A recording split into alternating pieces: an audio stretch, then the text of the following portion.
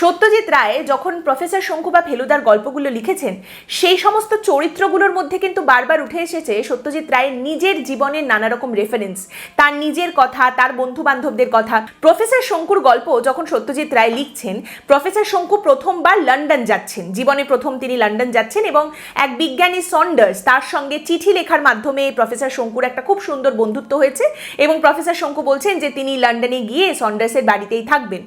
আবার আরেক দিকে জানা যাচ্ছে সত্যজিৎ রায়ের সঙ্গে দ্বিতীয় বিশ্বযুদ্ধের সময় ব্রিটিশ ইন্টেলিজেন্স বিভাগের একজন তরুণ কর্মী যিনি কলকাতায় পোস্টেড ছিলেন, নরম্যান ক্লেয়ার, তার দারুণ বন্ধুত্ব হয়েছিল।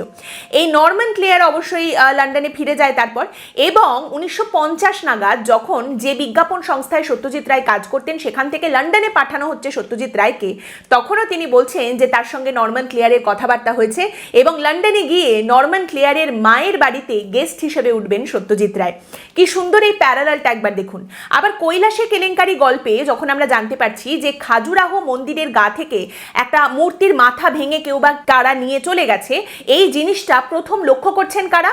বড়োদার একটা আর্ট স্কুলের 4 জন ছাত্র প্রথম এই বিষয়টা লক্ষ্য করেন। এখানেও দেখুন, আর্ট স্কুলের 4 জন ছাত্রই দল বেঁধে গিয়ে এটা কেন লক্ষ্য করেছেন? 5 জন হতে পারতেন, 6 জন হতে পারতেন, 2 জনও হতে পারতেন। তার কারণটা হচ্ছে, আপনি যদি 1940-এর দশকে চলে যান, শান্তিনিকেতনের কলা ভবনে 4 বন্ধু ছিলেন যারা সব সময় একসঙ্গে থাকতেন। খাওয়া দাওয়া, তাদের শিল্প নিয়ে আলোচনা, আড্ডা, ছবি দেখা, ছবি আঁকা, সব কিছু একসঙ্গে।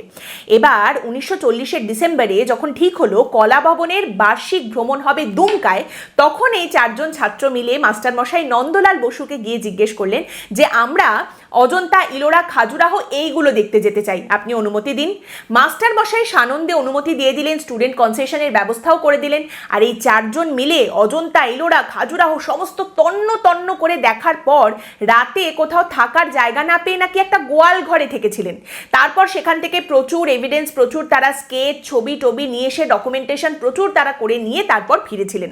আর এই 4 জন বন্ধু কারা ছিলেন জানেন?